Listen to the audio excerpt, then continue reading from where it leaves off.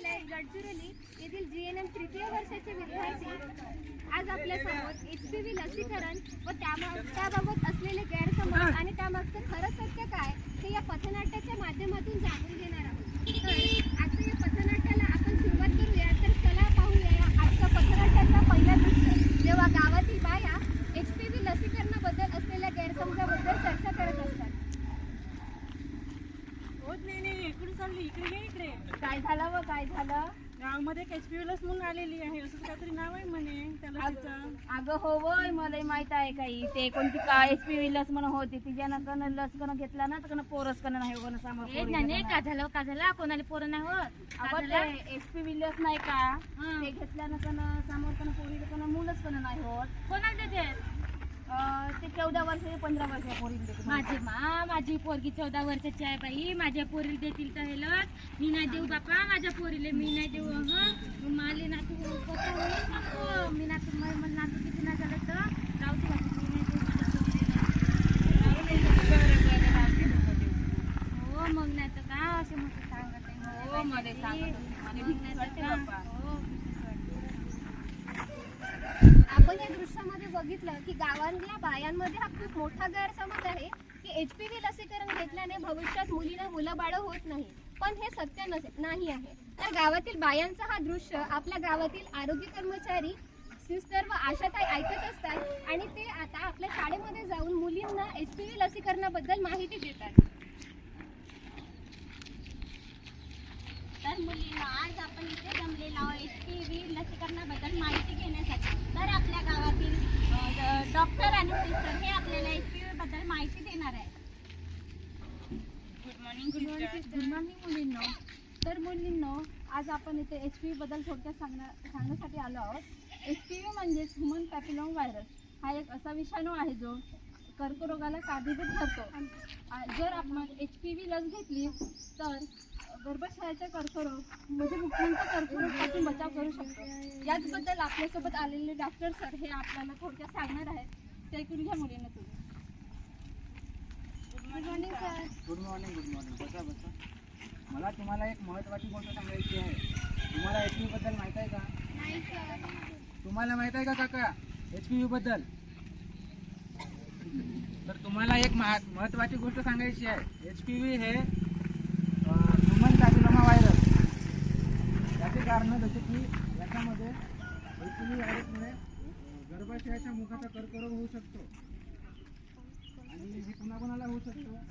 जास्तीत जास्त गर्भपात केल्यामुळे त्याच्यामुळे होऊ शकतो किंवा जास्तीत जास्त लैंगिक संबंध ठेवल्यामुळे पण होऊ शकतो।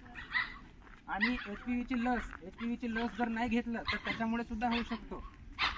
आणि आपल्या लोकांना असं गैरसमज आहे की यांना असं वाटते की HPV ची लस घेतल्याने जे मुलगी आहे तिला समोर जाऊन मुलं बाळ होत नाही, पण हे चुकीचं आहे। समजलं मुलींना? हो सर। चला चल घरी सांगूया या लसीबद्दल। हो जाते मी जाते। ए आई आज आमच्या हॉस्पिटल मधले आले होते लोक HPV लसीकरणाबद्दल सांगायसाठी। ते लस बीस नाही घेवायचं म्हणतो तुला, ज्ञानी म्हणत होती का तर पोरत नाही होत म्हणे, नाही झाला तर मला ना तू मग कुठून आणून? पण काय नाही तू त्याची शहाणी नको बोलू बाबा, तुला काय समजतं काय नाही समजत, तुला तू चुप राह। हा गैरसमज आहे आई। काही माझा गैरसमज नाही, तुला काही नाही समजे, थोडं बरं नाही होत जाईल, नाही घेवायचं राहू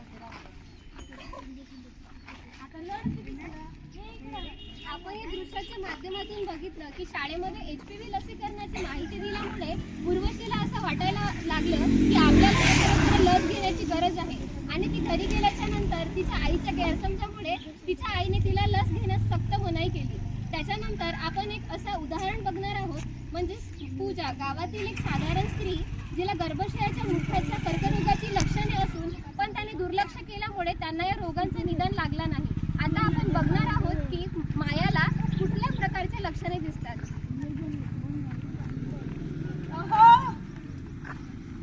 मला कसंच तरी वाटत आहे। काय झालं तुला?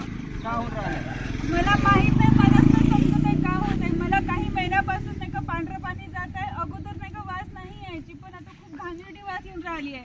अगं तुला काही बिमारी वगैरे नाही झाली, तू जरा जास्तच विचार करत आहे।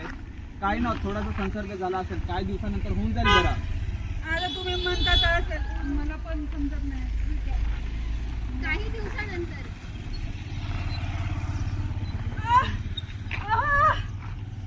काय काय झालं तुला? पोट दुखत आहे माझं खूपच. अरे का तुझा नेहमी नेहमी हे दुखत राहते ते दुखत राहते, असं होत आहे तसं होत आहे? अजी खरं सांगत आहे, खूपच पोट दुखत आहे आणि माझं रक्त पण काही दिवसापासून असंच निघत आहे. नेहमी तर असते.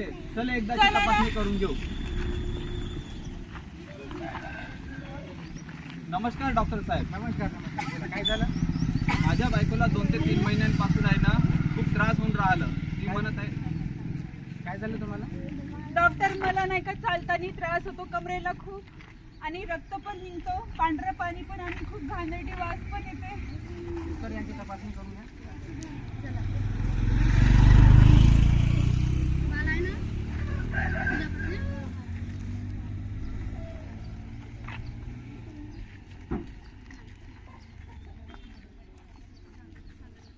तर यांचे रिपोर्ट आलेले आहे.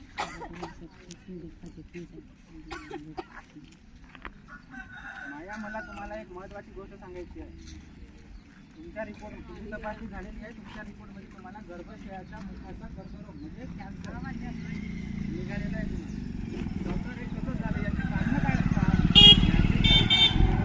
सर्वांकडे जास्तीत जास्त लैंगिक संबंध ठेवल्याने हा होऊ शकतो, किंवा ह्युमन पॅपिलोमा व्हायरस HPV ची लस जे 14व्या वर्षी आपण घेत असतं, म्हणजे मुलींना घ्यायचं असतं, ते लस नाही घेतल्याने हा कर्करोग होत असतो. तर यावर डॉक्टर साहेब काय उपचार आहे का? उपचार आहे याच्यावरती लस आहे आणि त्यांचा आम्ही लगेचच उपचार तात्काळ सुरू करू. सर मी मरणार तर नाही ना? नाही, असं काही होणार नाही, तुम्ही काळजी करू नका. उपचार आम्ही लगेचच सुरू करू. काय होणार नाही. डॉक्टर साहेब म्हटले ना उपचार आहे यावरती, आपण उपचार त्वरित सुरू करून टाकू. काय काही होणार रडू नाही. तू नका, रडू नको. उपचार चालू केलेला आहे. चल उपचार सुरू केला आहे, तू बरी होऊन जाशील. आपण या दृश्यातून बघितलं की माया हिला गर्भाशयाच्या मुखाचा कर्करोग म्हणजेच कॅन्सर झालेला आहे. पण कॅन्सर झालाय म्हणून घाबरायचं काही एक कारण नाही. जर आपण वेळेवर निदान केलं आणि तपासणी ट्रीटमेंट सुरू केला तर हा बिमारी बरी केली जाऊ शकते. त्याच्यानंतर जेव्हा गावामध्ये मायांच्या या बिमारीबद्दल बातमी पसरली तेव्हा गावातील बायका तिच्या आजारपणाबद्दल डिस्कस करत असते.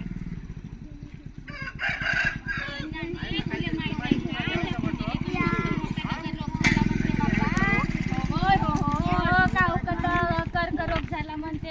हो मला माहित झाला. आता डॉक्टरनी कना सांगितलं, दवाखान्यात कना गेले तर तिला कना गर्भाशयाच्या मुखाचा कना कर्करोग कना झाला. तो कना मोठा डगर आहे बापा. हो बापा, आता मी मला विचार येत आहे म्हणूनच होते गाव का ते लस नाही का देतो म्हणत होते काय, आणि आता मला विचार येत आहे की माझ्या पुरीला लस देऊ का नको देऊ. आता गाव का तर पोरं बरं नाही होत म्हणजे तोही गाव का विषय वेगळाच.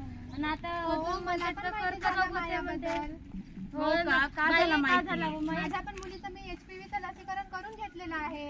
हो का, काय झालं का मग तुमच्या नाही पुरीला? काही होत नाही, हलकासा ताप येते. माझ्या डॉक्टरांनी सांगितलं ही लस एक सुरक्षित आहे आणि प्रभावी पण आहे. तिला फक्त हलकासा ताप आला, डॉक्टरांनी गोळ्या दिल्या, मग तो ताप आराम झाला. हो का, मग बाई मी माझ्या उर्विले नेतो. हो बापा हो, लसीकरण चला बरं. कांते. हो आपल्याला घ्यावा लागेल हे लस. मग चला आपण महिलांना- हो, आई. हो चल लसीकरण करायसाठी जाऊन बाई चल. हो बाई, आमच्या पोरीचं नाही का लसीकरण करायचं आहे जी.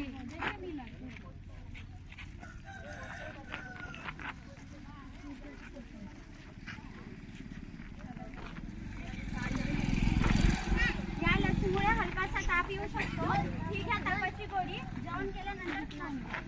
हो सिस्टर, ठीक आहे बाई. चला तर मग सर्व गावकरींनो आपण सुद्धा HPV लस घ्यायला पाहिजे. ज्या मुलीला 14 वर्ष पूर्ण झाले आहेत आणि 15 पूर्ण व्हायचे आहेत त्या मुलीला HPVचं लसीकरण देणं खूपच महत्त्वाचं आहे. गैरसमज बाळगून आपण आपल्या मुलीचे जीव धोक्यात घालतो आहे. म्हणून आमच्या सर्वांच्या वतीनं आजच्या या पथनाट्याच्या माध्यमातून आम्ही तुम्हाला एकच संदेश देऊ इच्छितो की HPV लसीकरणाबद्दल असलेले गैरसमज टाळा आणि आपल्या मुलीला कर्करोगासारख्या खूप भयानक अशा बिमारीपासून आपण तिचा जीव वाचवू शकतो. HPV लसीकरण करा, स्वतःचे जीवन सुरक्षित करा. HPV लसीकरण करा, स्वतःचे जीवन स्वतःचे जीवन सुरक्षित करा.